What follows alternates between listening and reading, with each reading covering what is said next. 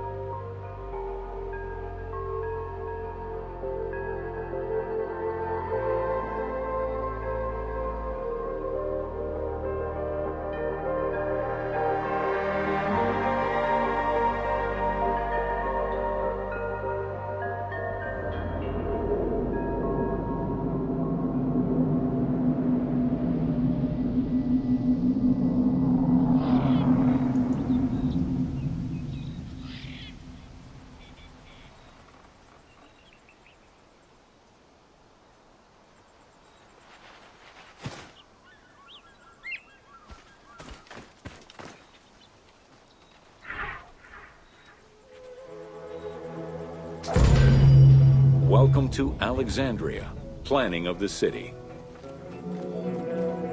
Alexander's plan to build his great city began with a verse from Homer's Odyssey.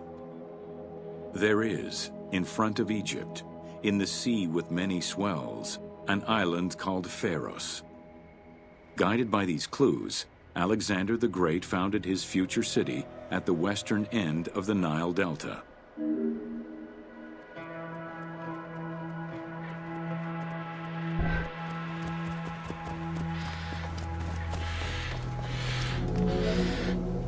Though Alexander considered this location ideal for his great city, it presented considerable challenges. Too difficult to access during storms, the surrounding swamps threatened disease, and the limestone soil prevented the growth of healthy crops. However, due to the influence of his mentor Aristotle, Alexander the Great recognized that the true value was its strategic emplacement. Alexander knew that in controlling Pelusium to the east, Memphis to the south, and his crowning glory Alexandria to the west, he would create a triangular stronghold, allowing him to control the entire delta while giving him access to the Mediterranean.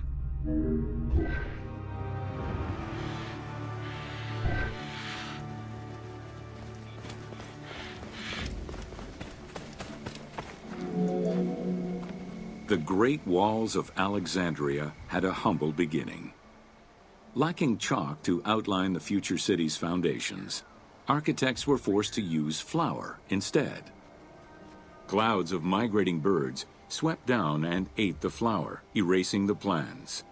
This prompted Alexander to seek guidance from the oracles, who reassured him that his future city was destined to feed a large population.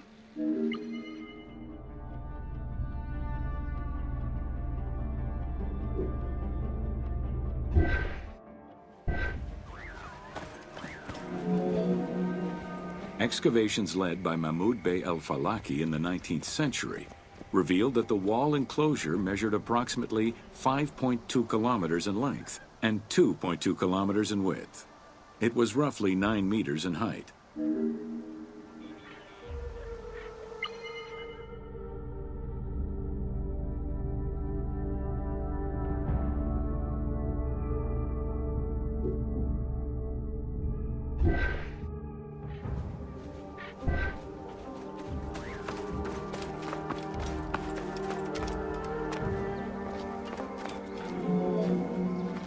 These formidable ancient walls would resist a number of attacks, including fending off the king of Syria in 169 BCE.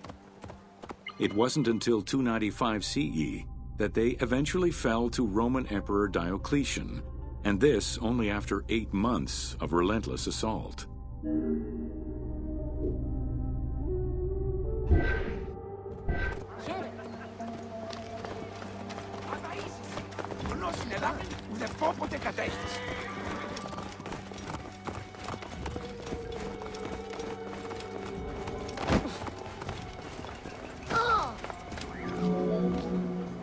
Alexandria's principal architect, Dinocrates, chose a Hippodamian grid plan. The grid maximized functionality, with wide, straight roads and canals running beneath them. Alexander recognized the military value of the city's design. The wide, parallel streets gave him optimal surveillance of the city, while allowing the unobstructed flow of troops.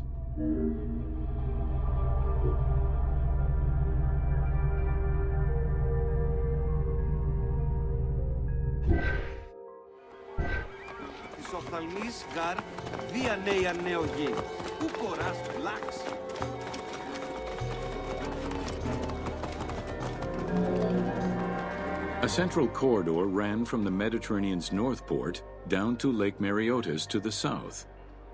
This thoroughfare acted as an unobstructed link for commercial trade and travel between the two ports. Many of the streets were bordered with grand buildings and parks, including Canopic Street, with its impressive gate bordering the eastern end.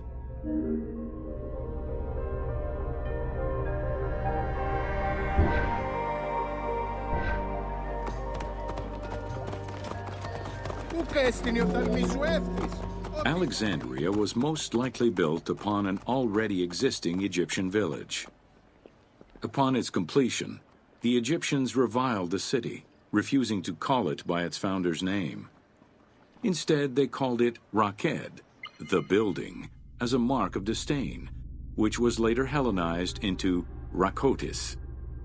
Despite this, the name Alexandria would remain.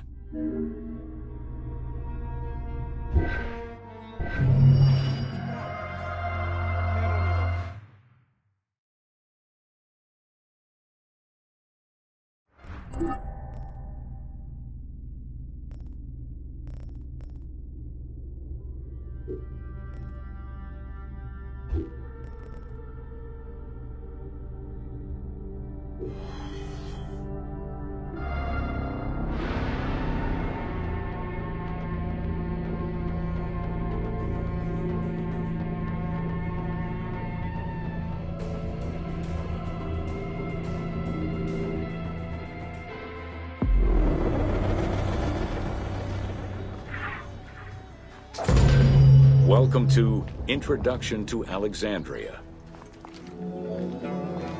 After conquering Egypt in 331 BCE, Alexander the Great decided to build a new city, which, as per his habit, he named after himself. After his death, Alexandria quickly became the capital city of the Ptolemaic kingdom and the most important city of the Greek world.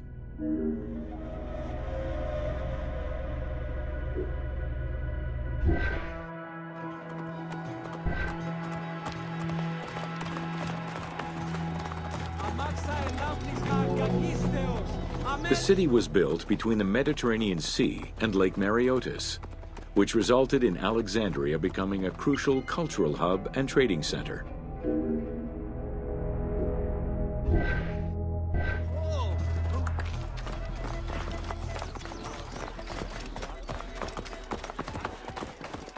Lux, see a lovely field, Sumptuous buildings could be seen wherever one turned their gaze: the royal palaces, the many temples, the gymnasium, lush public gardens, and large avenues.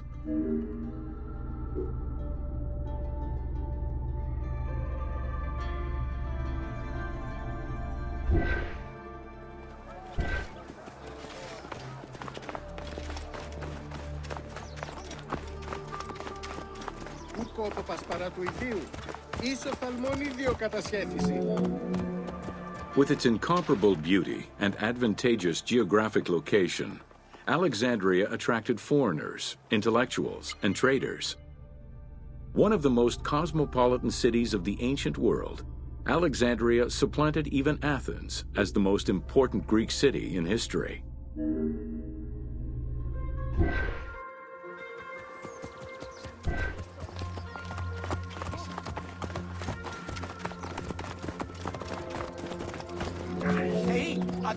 Egyptian obelisks were highly prized by Roman architects. While Roman design previously favored the use of a single monument, Egyptian obelisks tended to come in pairs and were generally located at the entrance of temples. Several ancient Egyptian obelisks are still in existence today, though many are spread out across the world in locations such as Paris, Rome, New York, and London. All of this shows that Alexandria was significantly influenced by the rich past of Egypt.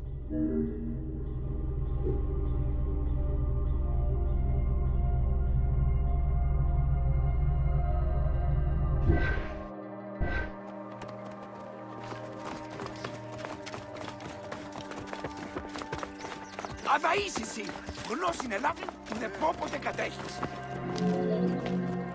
Alexandria had several main streets. Its most famous artery was the Canopic Way.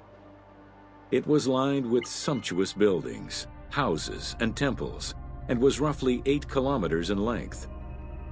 This street was one of the most important shipping entrances to Alexandria, and often hosted processions and festivals.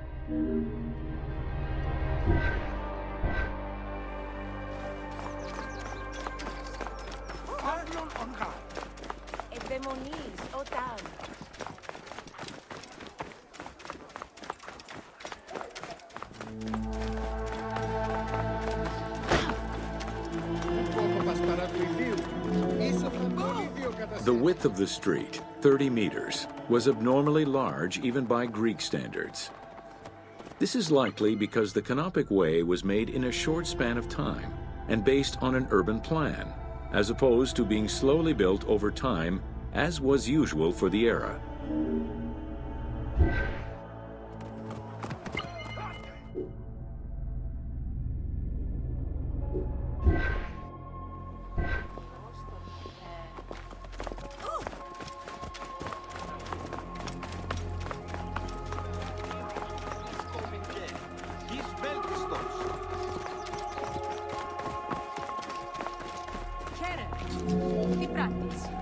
The Canopic Way originated in the western cemeteries, skirted the gymnasium, and then exited the city to head east through massive doorways towards Canopus. This structure was known as the Canopic Door.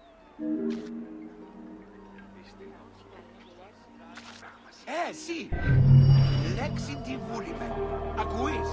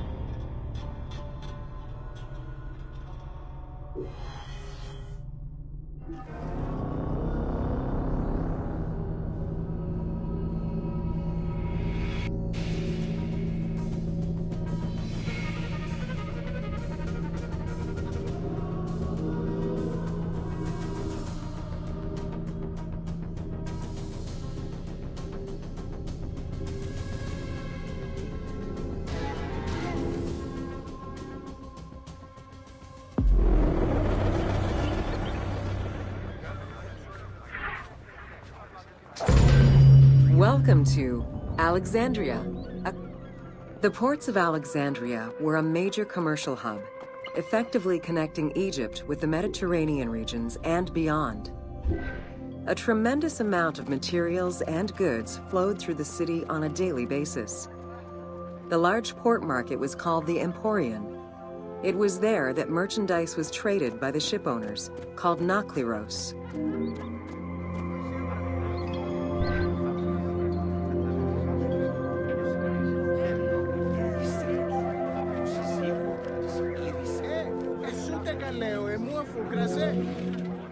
Food and other artisan work streamed out of Egypt.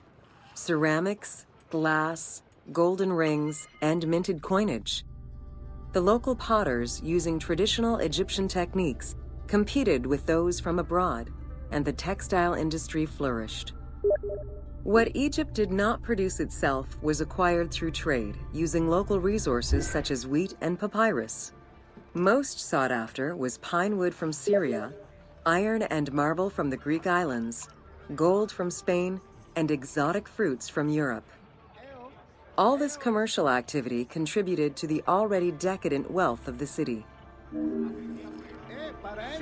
Αύριο ο Μήλος κλειστός έστε λόγω των Παναθηναίων. Άνθρωπε, σι, χαίρομαι.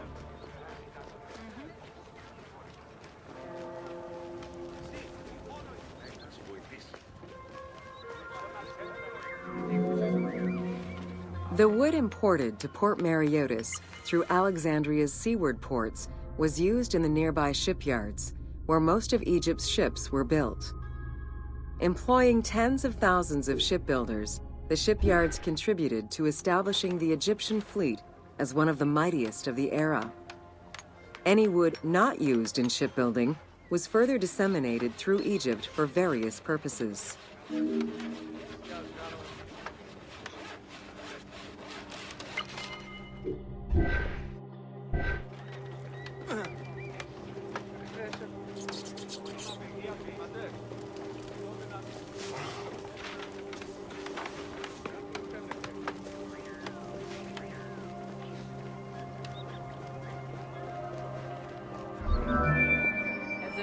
The southern port of Lake Mareotis was the biggest in Alexandria. Save for a branch angling westward, the lake's size in the Ptolemaic era was roughly 40 to 50 kilometers from north to south. Its waters were maintained by a steady runoff from the Nile. In addition to the lake, a man-made canal was created to assist in the transfer of goods from the city to the port using barges, though it is not represented in the game due to its size.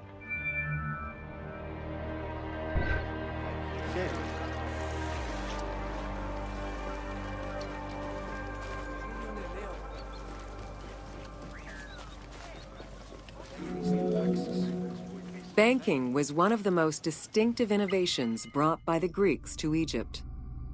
The centerpiece of Alexandria's wealth was the royal systematization of taxes on almost everything.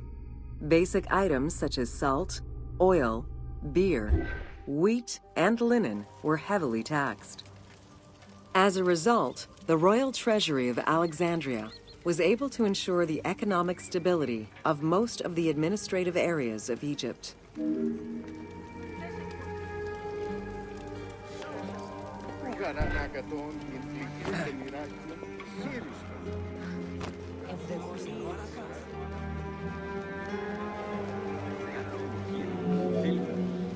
By the late 12th century, the channel feeding the lake from the Nile silted up. Lake Mareotis lost its connection to the Mediterranean, as well as most of its water, as the lake slowly evaporated to a fraction of its former size. In modern times, Lake Mareotis is being kept alive through irrigation. However, only about 17% of its original size remains.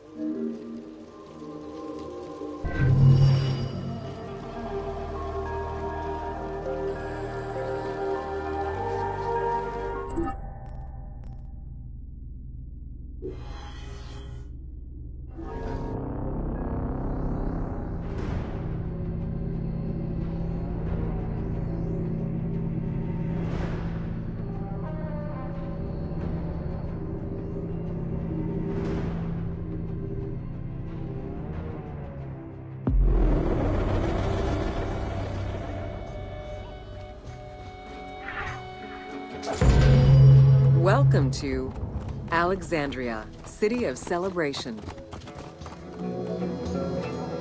Like most Greek cities, Alexandria offered multiple forms of entertainment. Most were related to cults, religious practices, and the festivities surrounding those practices.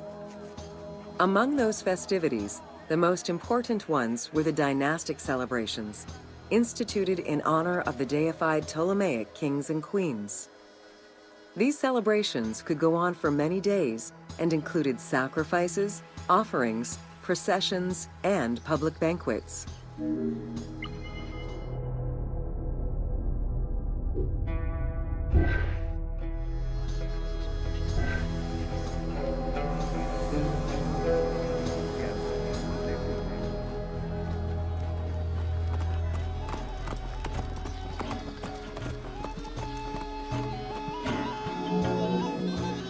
Games and competitions were organized whenever possible in locations such as the stadium, the Hippodrome, and the gymnasium. The residents of Alexandria favored such events where athletes, poets, and musicians from Egypt and other cities of the Greek world competed.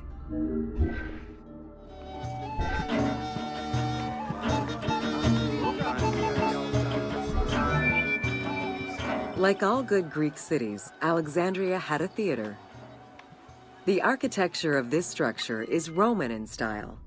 This is because the team duplicated a theater from Cyrene. Roman theaters were usually semicircular and built from scratch on a flat area with structures designed to enhance oration. Greek theaters were more oblong in shape, similar to a horseshoe, and favored the slopes of natural hills to support their acoustics.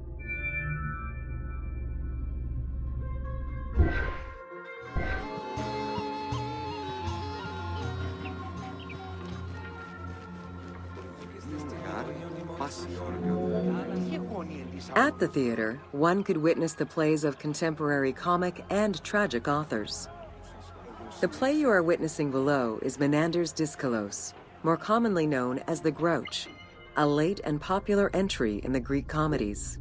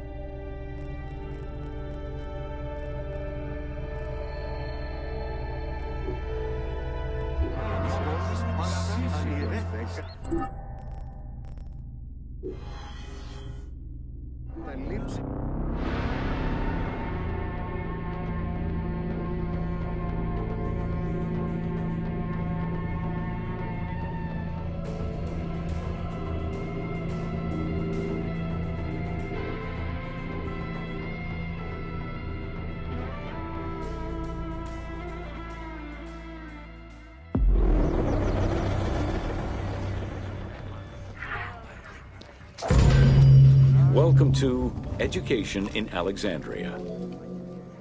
The education of young Alexandrians did not differ from the one generally dispensed elsewhere in ancient Greece. At the age of 7, the child was taken in charge by a tutor, who then became responsible for instilling an elementary education as well as good moral principles.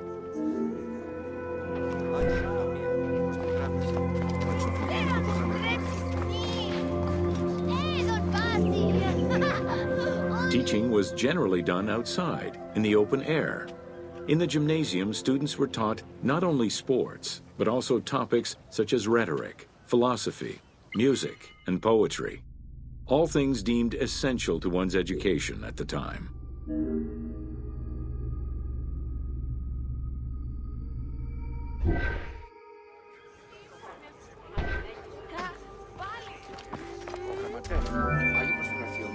Here, both girls and boys are shown attending a class given by one of the rhetoricians of the era. The team made the choice to show both genders attending class within the context of the game world. Even though it is historically inaccurate, the team felt it was not necessary to prioritize historical sexism over inclusive gameplay.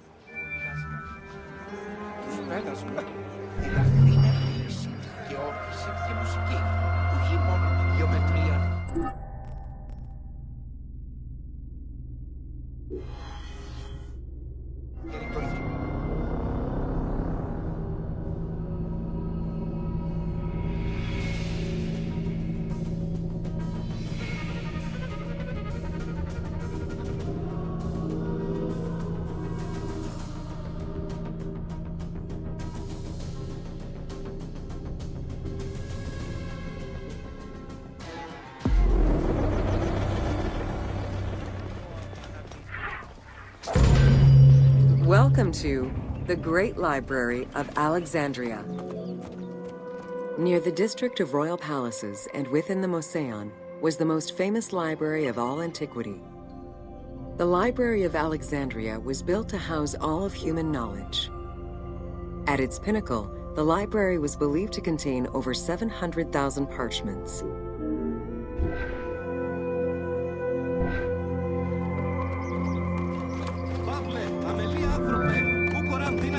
Throughout the centuries, fires and wars between Christianity and paganism destroyed the library, leaving nothing behind.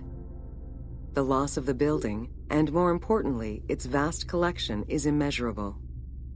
As no descriptions are available, the team's rendition of the Library of Alexandria was inspired by the visuals of the Library of Chalcis at Ephesus.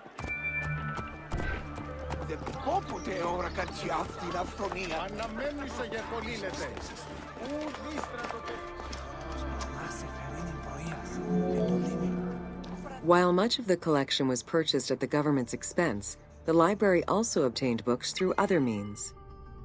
Any books owned by travelers coming through the city were seized to be copied for the library.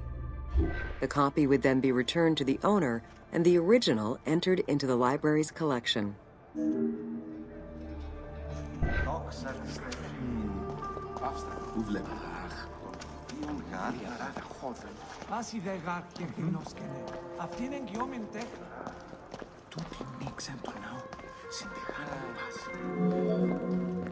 Alexandria offered unrivaled intellectual and cultural attractions.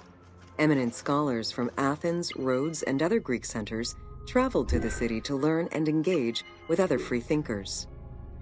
Both the Moseon and the library were at the center of groundbreaking ideas and creative expression.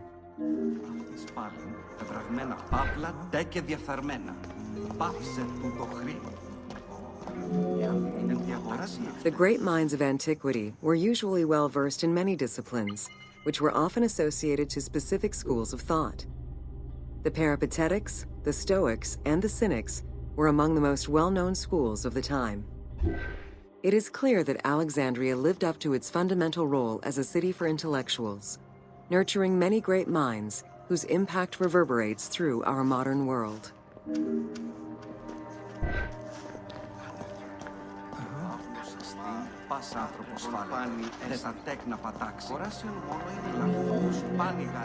Hypatia of Alexandria was a Greek mathematician, philosopher, astronomer, and inventor.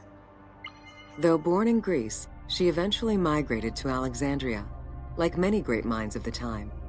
It is there that she became the head of the Neoplatonist school of Alexandria. From most accounts, she was highly respected by her fellow Alexandrians, both as a teacher and a philosopher. With her death, the age of great ancient scientific discoveries came to an end.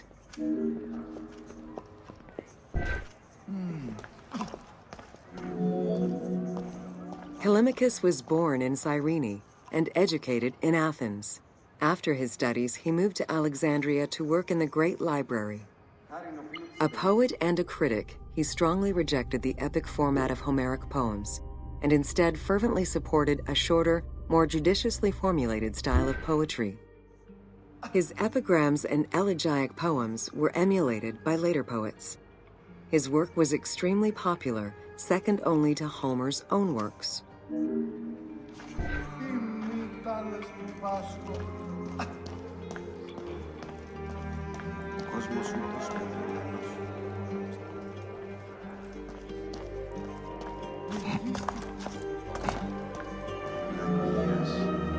It was in Alexandria that mathematician Euclid, the father of geometry, wrote the Elements, laying out the foundational work of what would become modern algebra and number theory. Euclidean geometry would become one of the most influential systems in the evolution of mathematics.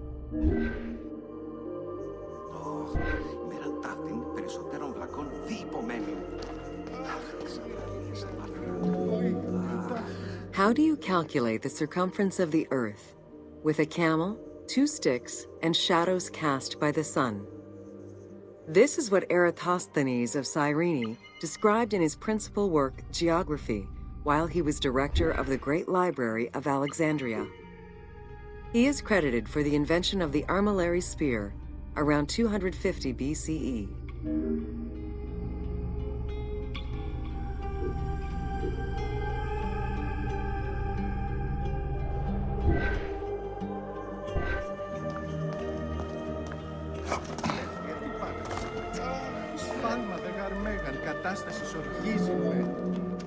The earliest known and most complete armillary sphere of antiquity was the Meteoroscopion of Alexandria, with an imposing 9 rings compared to the 3 or 4 of most other astrolabes.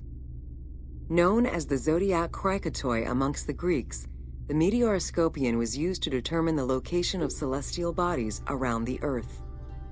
Every self-respecting astronomer of antiquity would have sought to use this tool to better understand the celestial movements.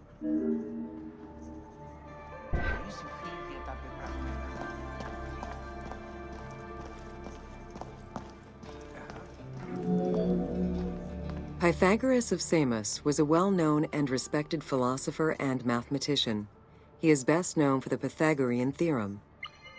However, there is proof that the theorem existed in Babylonia and India long before Pythagoras was born, casting some doubts as to who exactly originated the theorem.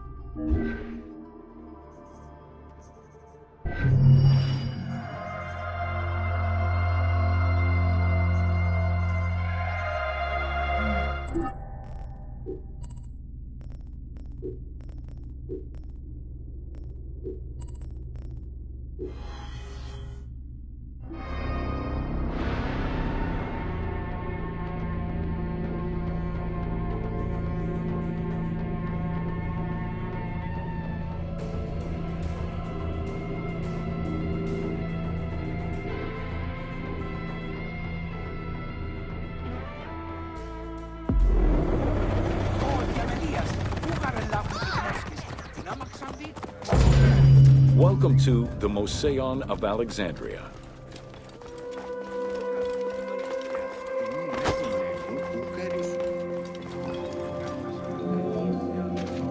The Moseion was a sector of the city commissioned by Ptolemy I to rival Athens' Academy as an institute of intellectual pursuit. Dedicated to the 9 inspiring muses, the Moseion became a great center for philosophical and scientific enlightenment.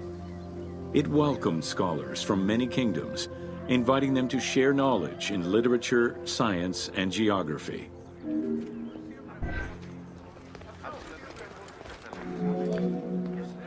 The Moseion was designed so that its buildings and grounds would accommodate free thinking, debate, and presentation. Meeting spaces and theaters surrounded a main courtyard. Expansive gardens were filled with exotic plants that aided in the study and supply of herbs and medicines. A zoo offered the study of animal behavior and physiology.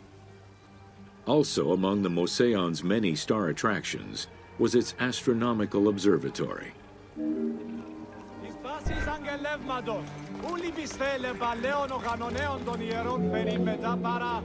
Herophilus was a physician who lived most of his life in Alexandria. He was able to perform the dissection of human cadavers on a large scale due to the permissiveness of the city in such matters. Among many other discoveries, he learned that the brain was central to the human nervous system. He also extensively mapped the blood system and measured the pulse with the aid of a water clock. It is reported that in his thirst to understand human anatomy, he performed 600 vivisections on live prisoners.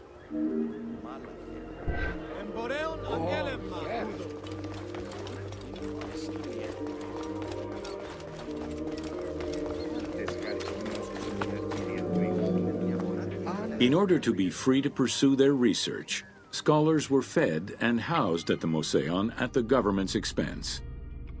This freedom provided Alexandria's scholars a meeting space for intellectual pursuits and a haven for spiritual peace.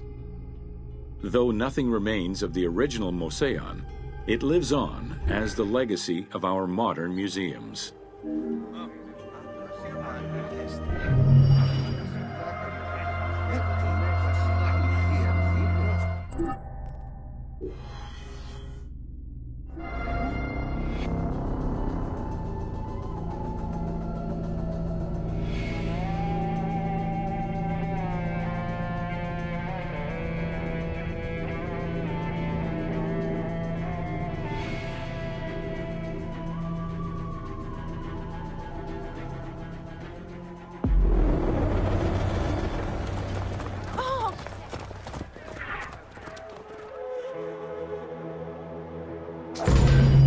Welcome to the Serafian of Alexandria.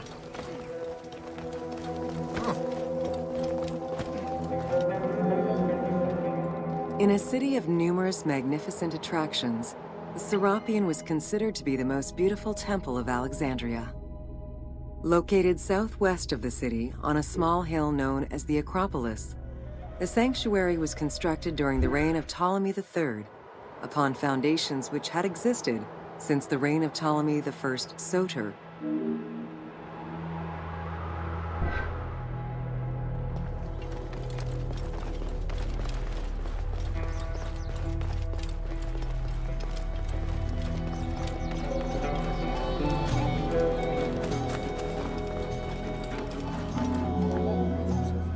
Visitors of the Serafian climbed 100 steps to reach the courtyard. Libraries were installed in the porticos surrounding the square building, with its roof and columns adorned with gold and gilded bronze. Pharaohs were generous to the temple, as were several Roman emperors after Egypt's conquest. An inner temple housed the statue of Serapis, dedicated to healing the sick.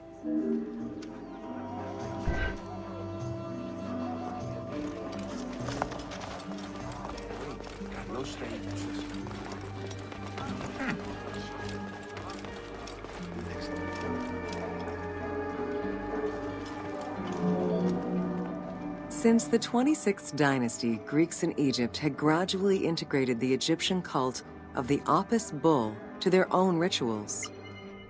With the establishment of the Ptolemaic dynasty, the cult of Apis was further integrated into Greek religion. During his rule, Ptolemy I chose to merge Egyptian and Hellenic gods into a syncretic divinity named Serapis. This name was the result of the amalgamation of Osiris and Apis. With this new deity, the Ptolemaic dynasty managed to accommodate similar belief sets for two different cultures, bringing about a new dynastic cult.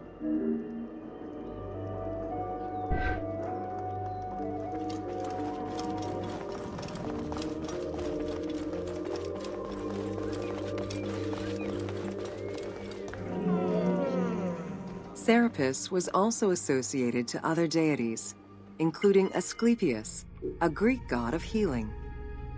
It is possible that, as with the Serapis Temple of Canopus, the sick would visit this sanctuary, sleeping there overnight in the hopes of being healed within its hallowed halls.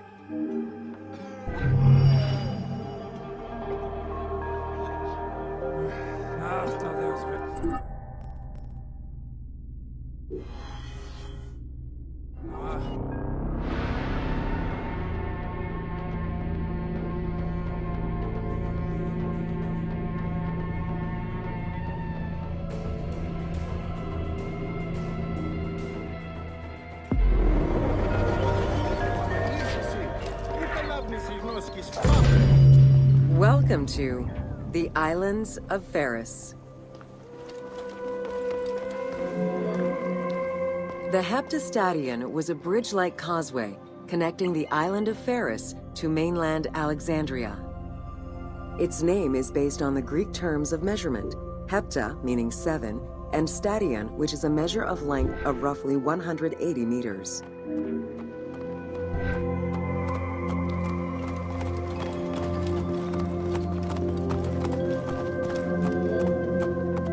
Since its construction would separate the Grand Port to the east and the port of Eunostos to the west, it was designed with channels at each end.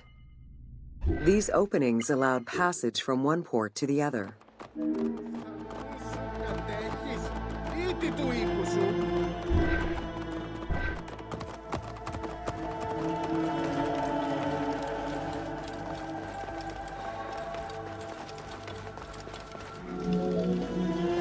Along with creating separate harbors for the commercial and military shipping, the causeway served as a main aqueduct for the island's inhabitants.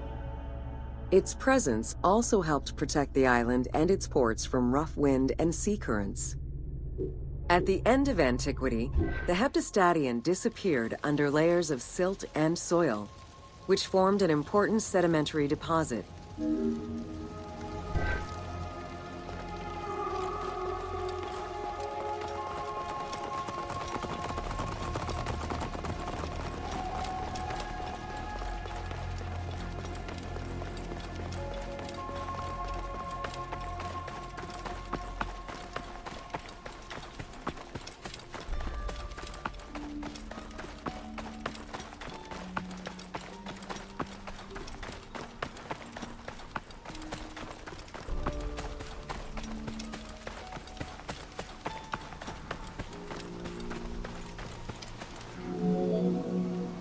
While the Serafian was the most celebrated of the temples in Alexandria, many other temples were built within the city.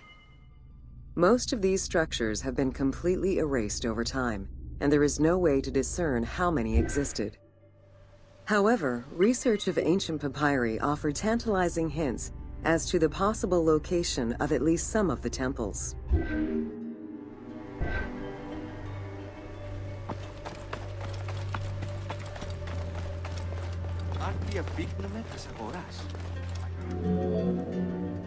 Both papyri and coins reveal evidence of many temples built for the gods.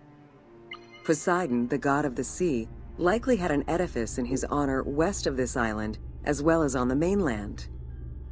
This temple next to you is dedicated to Isis Pharia, the divine protector of the lighthouse. This location hosted annual celebrations in the month of April, known as the Sacrum Pharia, in connection to the lighthouse. In her incarnation as Isis Fortuna, the goddess carries a rudder and a cornucopia, both symbols of good luck for navigators.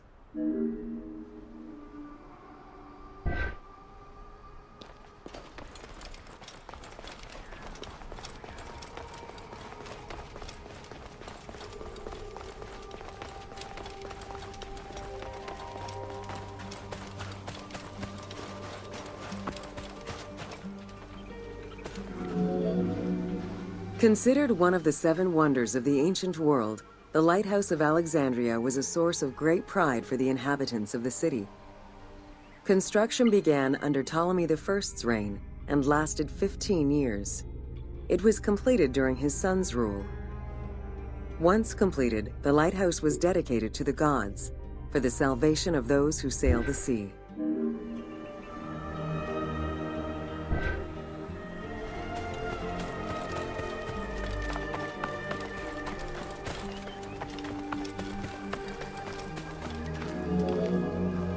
Built on the island of Pharaohs, the stone structure was 3 tiers set on top of one another in a step formation. The second floor consisted of an octagonal tower, and the top floor was a cylindrical tower topped by a statue. The interior provided space for staff rooms and a ramp which allowed the transport of fuel to the upper floors.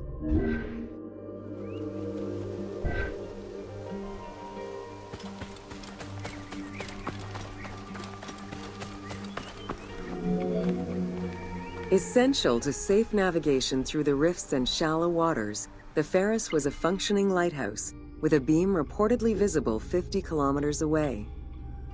It's unclear what kind of fuel was used or how much. Any other details of how the light worked remain a mystery.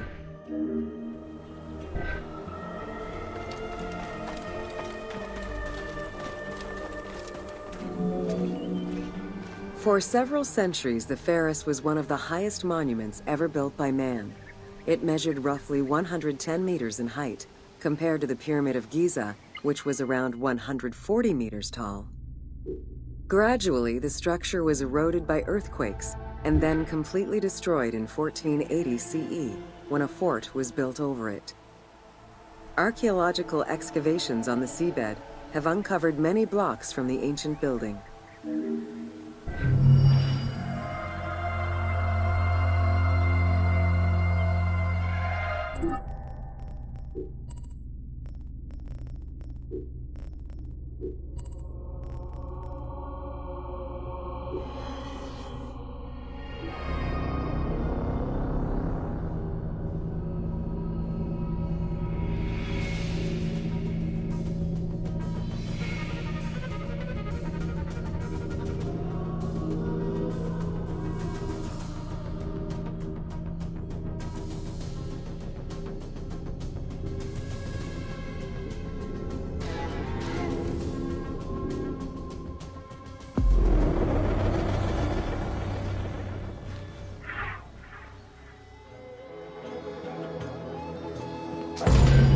Welcome to the Pinyin.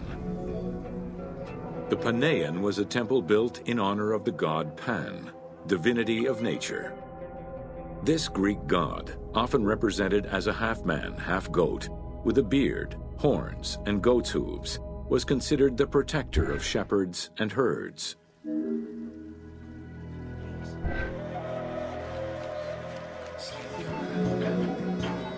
Pan's attribute was his namesake musical instrument, the pan flute.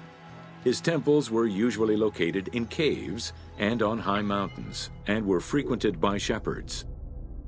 It is likely that Mediterranean cults adopted the imagery of Pan to symbolize the Christian devil.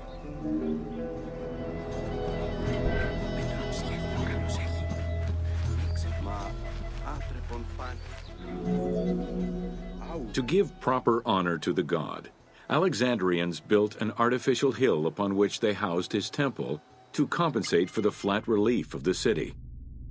The artificial mound had the shape of a spinning top or a pine cone, which was accessed by a spiral staircase. The top had a panoramic view of the entire city. Only such heights would be fitting for a mountain god.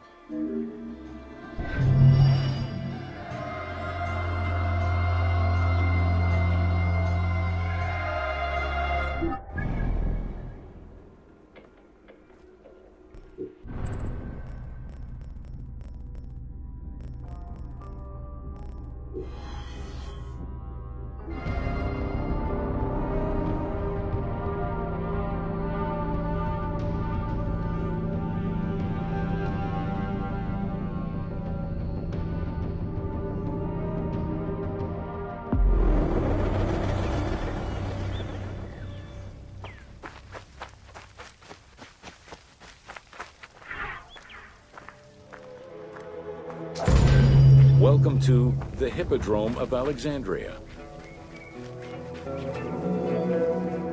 The main hippodrome of the city was called the Legeon, in honor of Lagos, the ancestor of the Ptolemies. Alexandrians were great lovers of horse racing. They were fascinated by the rivalry of these races, the agon, as it was said at that time, that every competition brought. It was a struggle for glory.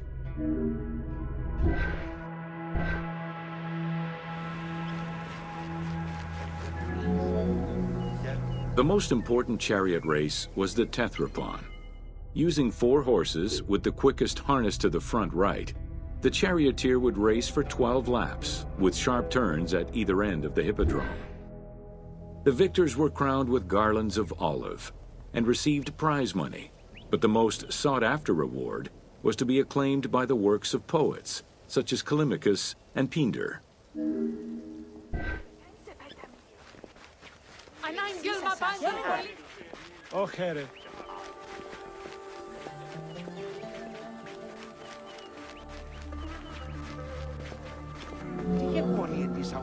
Ye hymns that rule the lyre, what god, what hero, aye, and what man shall we loudly praise?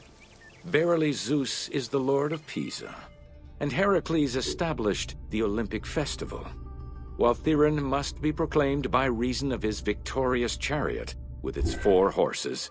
Theron, who is just in his regard for guests, and who is the bulwark of Acragas, the choicest flower of an auspicious line of sires, whose city towers on high, bringing wealth and glory to crown their native merits.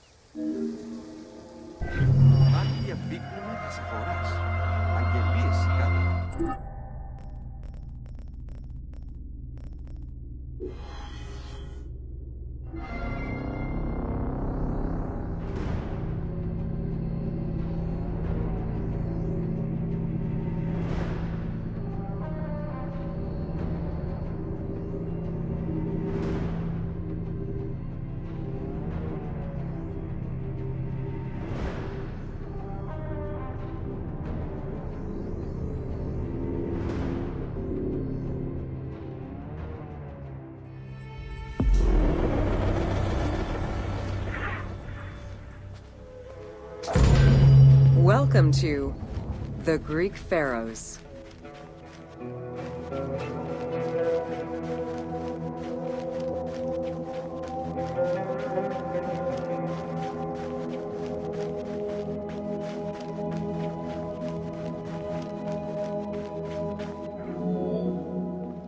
Pharaohs were considered divine incarnations of the gods. As an avatar of the gods living on Earth, the pharaoh's role was to preserve fundamental values and universal harmony by removing chaos, Isfet, and ensure that justice, Mot, prevailed. The pharaoh, by divine ancestry and through multiple offerings, was the bond that unites the world of men to the world of the gods and allows the maintenance of the cosmic order.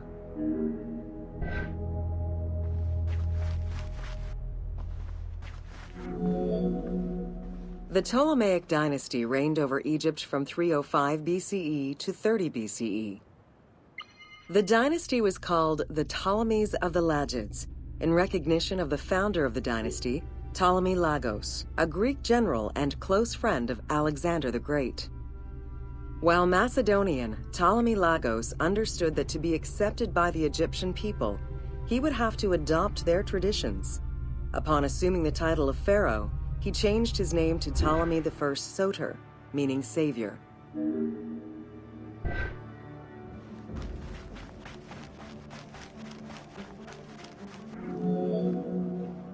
Born in 356 BCE, Alexander the Great went through a hasty education in the affairs of the kingdom before integrating into the Macedonian army, where he quickly rose through the ranks. After his father's assassination in 336 BCE, which some believed was orchestrated by Alexander himself, he became king of Macedonia. Ruler of a unified kingdom and leader of a large army, Alexander set his sights on conquest. Eager to reclaim the Greek cities of Asia Minor, he took on the Persian forces, earning victory after victory.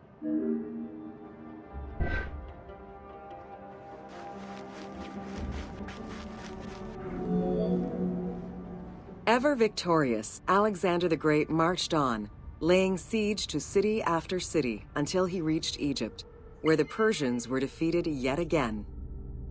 Viewed as a liberator by the Egyptian people, Alexander decided to become pharaoh in due form.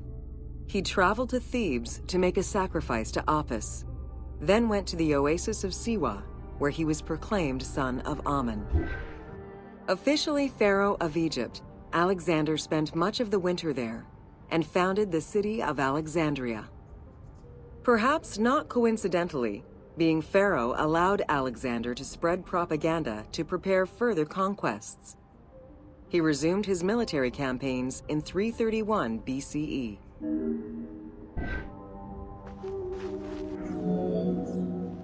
On his deathbed in 323 BCE, Alexander the Great gifted the satrapy of Egypt to Ptolemy Lagos. Perfectly aware of the value of Egypt, Ptolemy ensured not only the stability of the country's borders, but also its economic and military development. At the same time, he worked with the Egyptian elite to maintain the internal order of the country. By 305 BCE, Ptolemy, well respected both in Egypt and in the Mediterranean, was at the head of the largest fleet of the Hellenistic world. Ptolemy officially took the title of Pharaoh of Egypt in January 304 BCE, on the anniversary of Alexander the Great's death.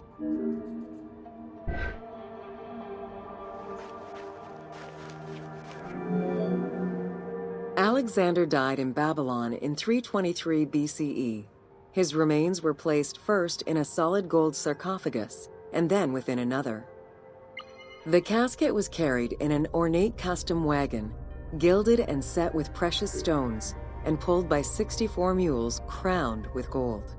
The funeral procession was diverted to a grandiose temple in Alexandria, built in the conqueror's honor under the orders of Ptolemy I.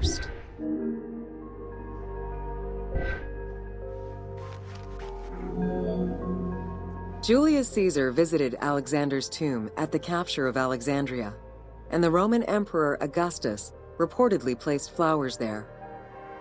However, though many powerful leaders claim to have visited it, the tomb's location has gone missing from history. Some accounts do state that the golden coffin was replaced by a glass sarcophagus, probably by Ptolemy X. It is also implied that Cleopatra may have plundered the tomb in a time of financial crisis.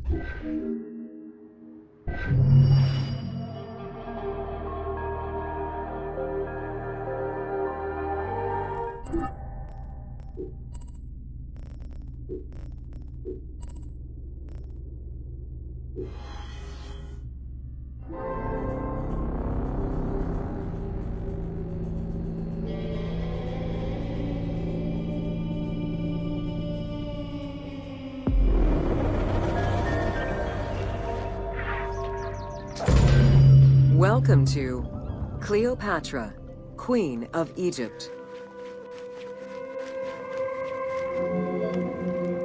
Cleopatra VII Theophilopator ascended the throne in 51 BCE at the age of 18. Though her early attempts to maintain power were often challenged, she eventually prevailed and became the sole ruler of Egypt. According to Plutarch, she was the only Ptolemaic pharaoh to speak the Egyptian language. Her intelligence, coupled with a good education and a great political mind, allowed her to make the alliances necessary to maintain the independence of Egypt while Rome was becoming a Mediterranean empire.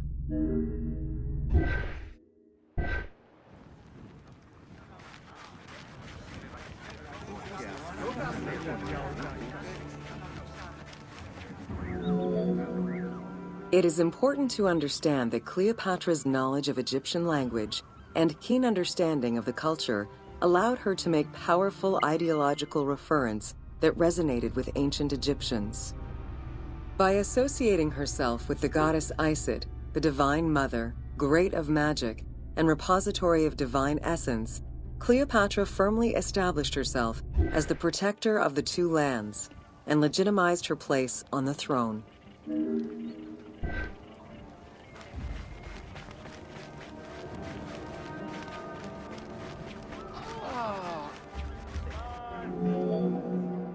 Upon his death in 51 BCE, Ptolemy XII Aulus bequeathed his kingdom to his daughter and eldest son, Cleopatra VII and Ptolemy XIII. As was custom, the siblings were married. The new pharaoh was 10 years old, his sister wife 17. The early years of their reign were not easy. Between 50 and 48 BCE, droughts and floods aggravated Egypt's problems. General Achilles and the royal advisor Pothinos kept intervening in the young ruler's political decisions, and eventually colluded to turn Ptolemy XIII against Cleopatra. By 48 BCE, Cleopatra was in exile.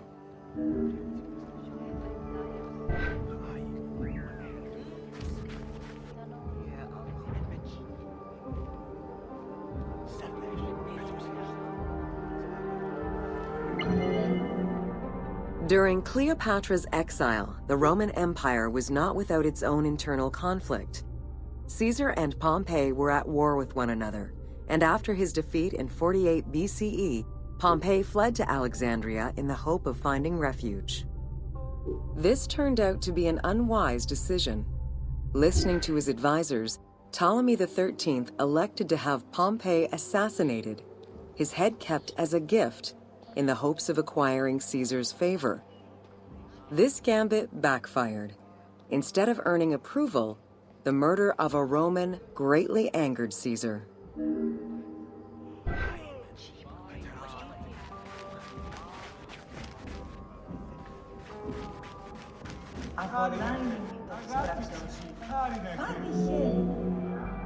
Cleopatra, aware of Caesar's anger against Ptolemy for the murder of Pompey, decided to take advantage of the situation. She returned to Egypt in secret, hoping to establish an alliance with one of the most powerful men of the time. Outside of the legend, where she had herself smuggled into his quarters in a carpet, what exactly happened during that fateful meeting remains a mystery. However, Caesar seemed to see a better ruler for Egypt in Cleopatra than in her young and too easily influenced brother. Invoking Ptolemy XII's will, Caesar attempted to mediate peace between the siblings.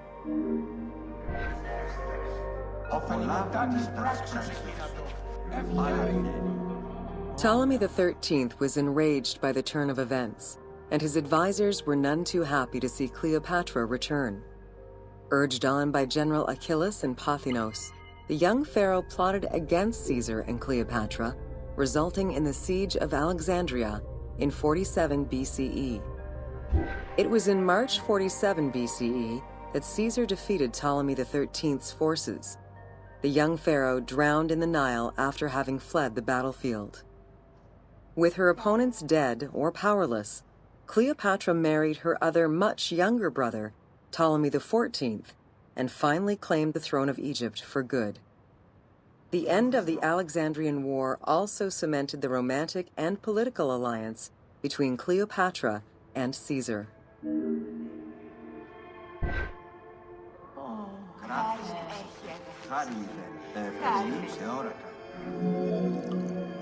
In June of 47 BCE, Cleopatra gave birth to a son, whom she called Caesarion.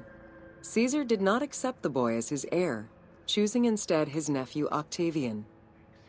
Nonetheless, on his return to Rome, Caesar invited the queen and her brother husband to stay in the city.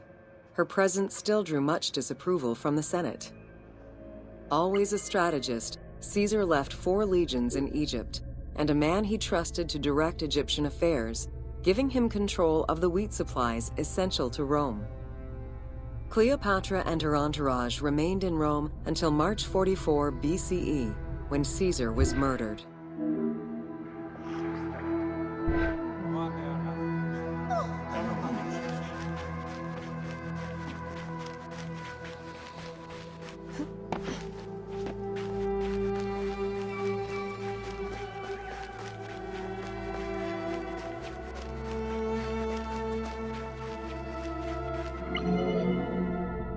Caesar's most faithful ally, Mark Antony, often visited the Queen of Egypt during his stay in Rome. Unlike most, he recognized the legitimacy of Caesarion, the natural son of Caesar. Antony knew he would need the riches of Egypt in order to fight Octavian and claim the Roman Empire. Cleopatra, in return, saw a powerful ally. In the winter of 41 BCE, she arranged a sumptuous tour of Egypt by boat to show Antony the wealth of her country and the power she held as its ruler. A romantic and political relationship followed. The Roman Senate was once again most displeased. To calm spirits in Rome, Antony married Octavia, sister of Octavian.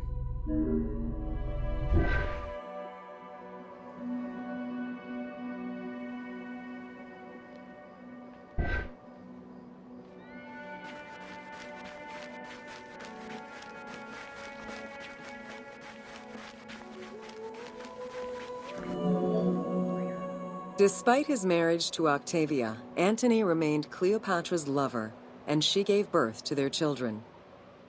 Cleopatra increased her kingdom's territory and started a political propaganda alongside her lover in Egypt and beyond. She hoped to create a Ptolemaic federal empire with Alexandria at its center. Antony eventually repudiated his Roman wife for the Egyptian queen, much to the dismay of the Roman elite. However, while Mark Antony focused on Egypt, Octavian carefully gained military and political ascendancy over him in Rome.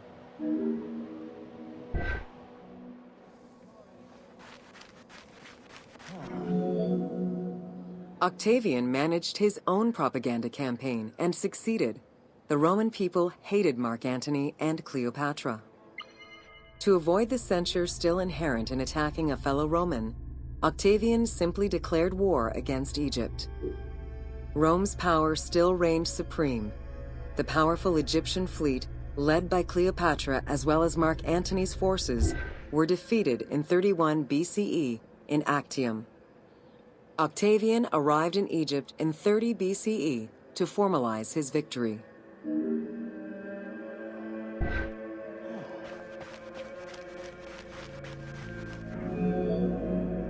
The following events remain difficult to confirm due to the many versions and legends around them. It is believed that after hearing a rumor about Cleopatra's suicide, Mark Antony committed suicide himself. He was brought to the queen as he slowly passed away. Knowing that Octavian would have her chained and paraded through Rome in defeat, Cleopatra planned her own suicide. She most likely killed herself with arsenic, though admittedly, the version where she uses an asp to deliver a fatal bite may be considered more dramatic. What happened to the body of Cleopatra is still a mystery.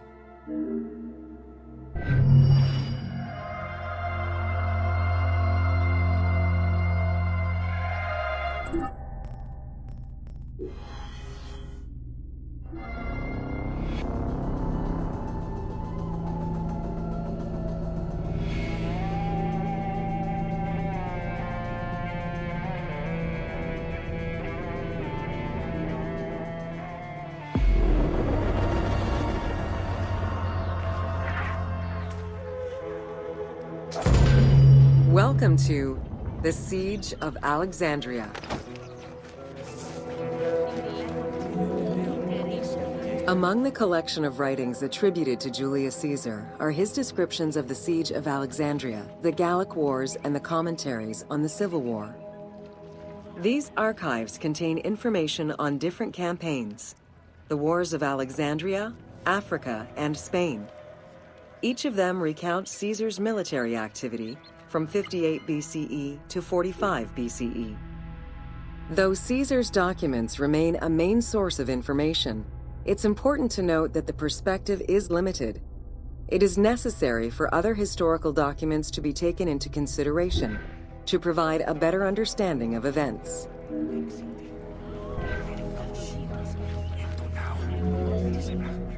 The Siege of Alexandria closely relays the events of the Civil War that led up to the event and describes how Caesar was besieged in the palace of the Ptolemies. Other ancient authors have left equally valuable and sometimes contradictory information.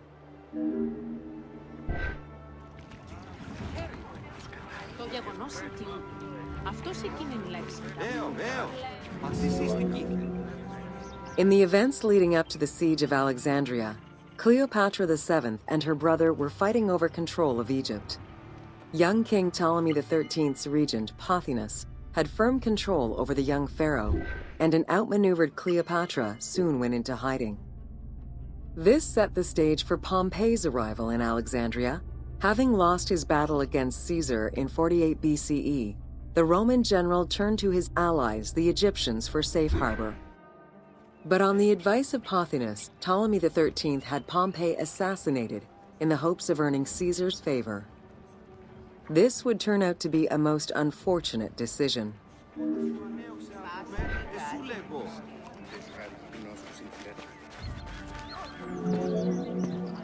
Upon his arrival in Alexandria, Caesar was presented with Pompey's head. The sight of a Roman murdered by Egyptians did not sit well with him. Caesar made his displeasure clear, ordering the return of Cleopatra, and for the siblings to resolve their differences and resume their co-rule of Egypt, as per the will of their father. Neither Pothinus nor Ptolemy XIII wished to accede to this demand. While doing his best to aggravate Caesar, Pothinus secretly plotted against the Roman ruler and sent word for Egyptian general Achilles to bring his 20,000 men to fight on his behalf. While Pothinus plotted against Caesar, Cleopatra made a bold move. Αφουγκράσουμε καλώς. Έντα δε ημί.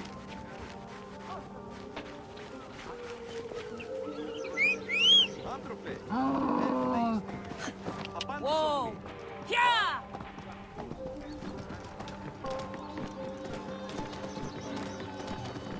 Αμελής εσύ. Πού καλάβνεις η γνώσκης, Παύλε.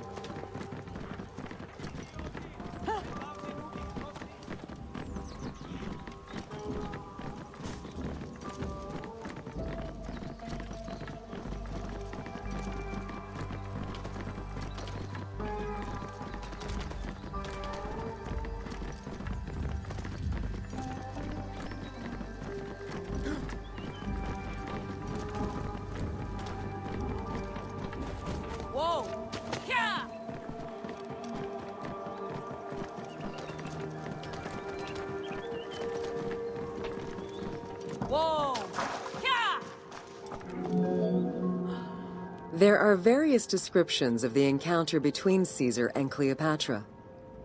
One report states that she snuck into the palace alone at night. Another account claims she was accompanied by an ally and was brought inside the palace wrapped in a carpet bag. Though exactly what happened at this fateful meeting is up for debate, what is known is that Cleopatra met with Caesar and earned his approval. Pothinus and Ptolemy XIII were most vexed with this turn of events.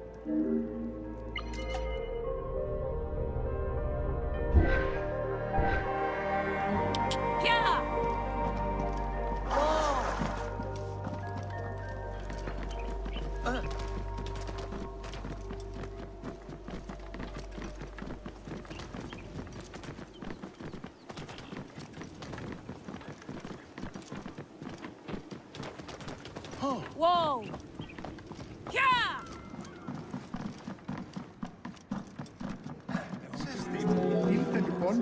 With Cleopatra finally present, Caesar chose to act as mediator between the siblings in the hopes of a peaceful resolution. It did not take long for things to sour. During a banquet given to celebrate the reconciliation, there was an assassination attempt on Caesar. It was the Roman leader's own barber who thwarted the attack. Once it was revealed that the king's regent, Pothinus, had ordered the attack, Caesar had him executed. He then placed the young king under guard. Whoa!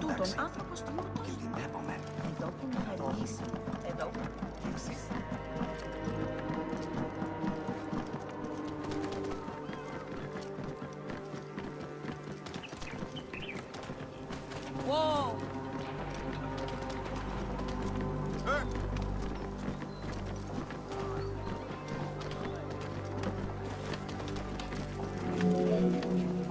Caught within the palace with roughly 4,000 troops, and with the knowledge that the arrival of enemy forces was imminent, Caesar sent for help from Syria, Rhodes, and Cilicia. He ordered his men to dig a ditch around the palace and build a wall leading to the harbor. This would ensure Caesar's access to the sea. When Egyptian General Achilles arrived in the city with 20,000 men, the battle for Alexandria began.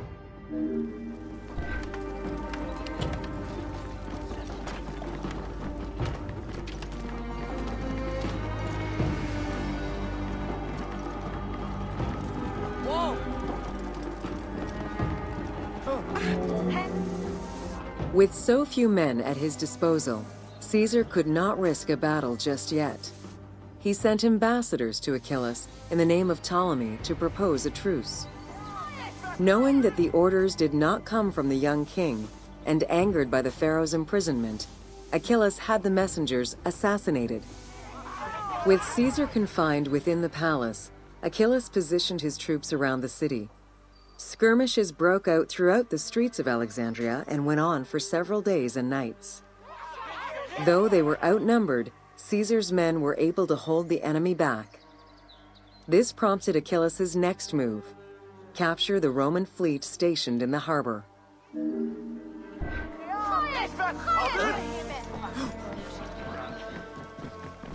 Whoa!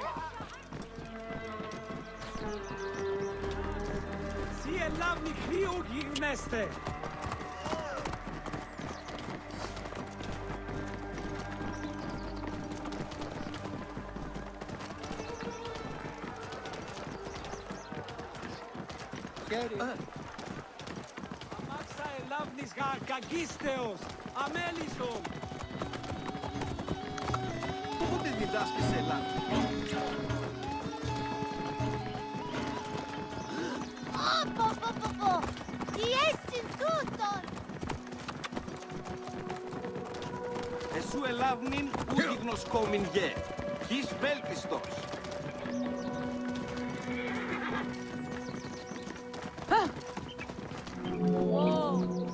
Although the palace offered protection, losing the port meant the end of help and supplies. Caesar knew he had to protect the fleet. While he and his troops succeeded in regaining control of the port, he knew it would be impossible to sustain. Caesar ordered the burning of the ships. With passage back to the palace closed off, he headed for the lighthouse of Alexandria.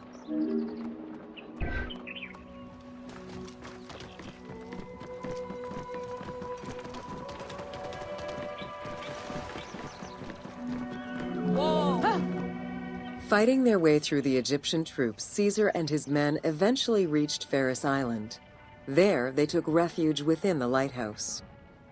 With easy access to the open sea, Caesar was able to send messages to his allies requesting reinforcements and more supplies. The island fort also allowed him to control access to the harbor by relying on the chains used by the Egyptians to control ship traffic to and from Alexandria's docks. Whoa! Yeah! The exact chronology of events during the war in Alexandria remain imprecise. Conflicting accounts raise questions as to when, and even if, the Great Library of Alexandria was burned down at all. One account states that during the fighting, docks and warehouses were burned, and this was the fire that spread to the library. In another account, when Achilles cut off the harbor, Caesar had to leave the safety of the palace to defend his ships. As the enemies battled across the port, their arsenals set ships ablaze, and this destruction spread to the library.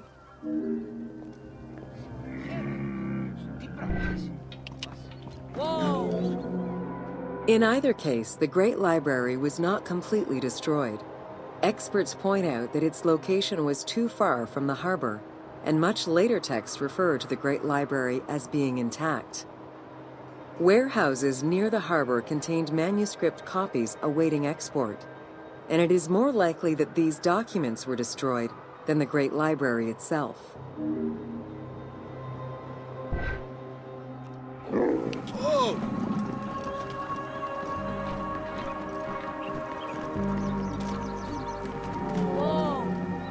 The destruction of the Great Library may have been due to a number of fires over the ages. Its end was probably closer to the 4th century CE, when the Christian Emperor Theodosius I ordered the closure of all pagan temples. While some documents survived after being moved away, it remains unclear just what knowledge may have been lost.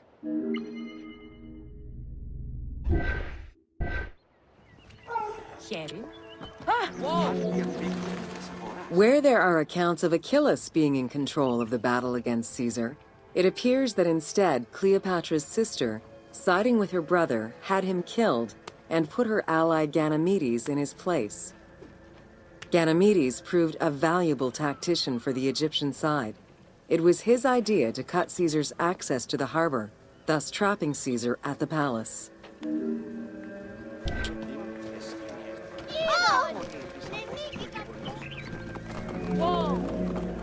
During the time of Ptolemy I, canals had been dug throughout Alexandria to provide fresh water. Ganymedes had his men take control of these canals.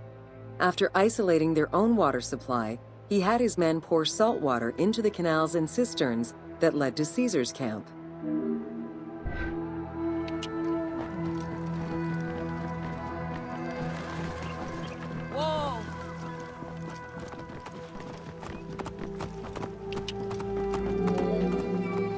Panic erupted in Caesar's men. They wouldn't last long without fresh water. Recognizing that the porous limestone could help them, Caesar and his men dug wells to restore their water supply. Days later, the 37th Legion, comprised of Pompey's soldiers, arrived by ship. Unable to come ashore due to the winds, Caesar risked going out to meet them on the peninsula, Cape Chersonese. When the enemy learned Caesar's location, they rushed to intercept. Despite an obvious advantage for the Alexandrians, Caesar, with a Rhodian ship full of skillful sailors, emerged victorious.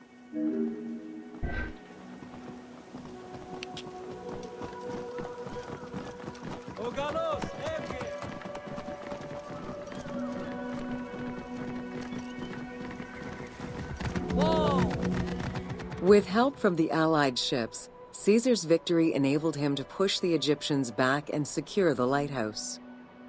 Gaining control of Pharos Island sent the Alexandrians into the sea and swimming back to the city. However, Caesar's fortification of the island didn't last long. The enemy regrouped and were set to storm the island. Panic-stricken, in spite of Caesar's encouragement, many of his men then fled their posts, either by ship or jumping into the sea.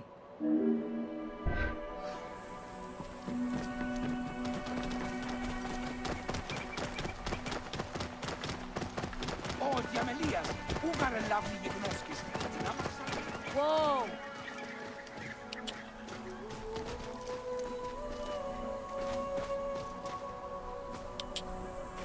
Whoa!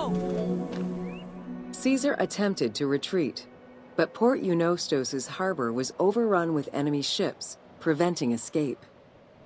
Reportedly, Caesar gathered his papers and leapt overboard in an attempt to swim to an Allied ship farther out. Historian Cassius Dio claimed that Caesar would have drowned if he hadn't been able to remove his purple garment. Still, he managed to swim the distance and survive. The Alexandrians recovered the cloak and used it as a trophy to commemorate the Roman debacle. Oh!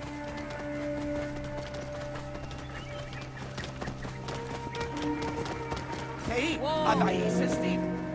Unhappy with Ganymedes and wanting their king restored, the Alexandrians approached Caesar with a compromise. Caesar agreed to release Ptolemy XIII after entreating him to spare the kingdom and remain loyal to Rome. Once freed, however, the king defied the agreement and continued the war.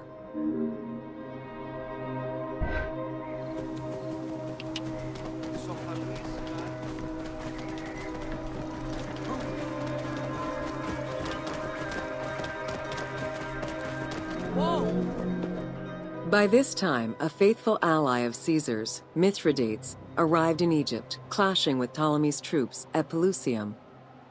Outnumbering the enemy, Mithridates secured the region between Pelusium and Alexandria. Ptolemy, warned of Caesar's ally marching on Alexandria, sent his troops to prevent passage over the river.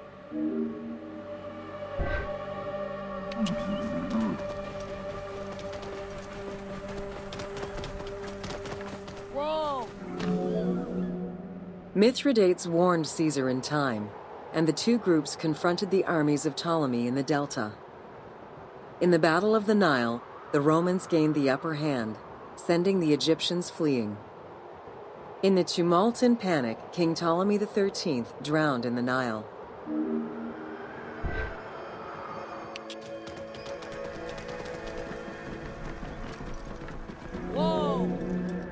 After the siege ended, Cleopatra VII married her younger brother, Ptolemy XIV, enabling her to reign over Egypt until 30 BCE.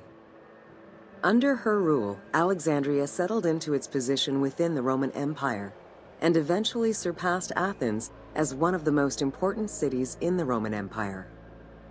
Julius Caesar remained in Egypt for a short time. He and Cleopatra would later have a son named Caesarion.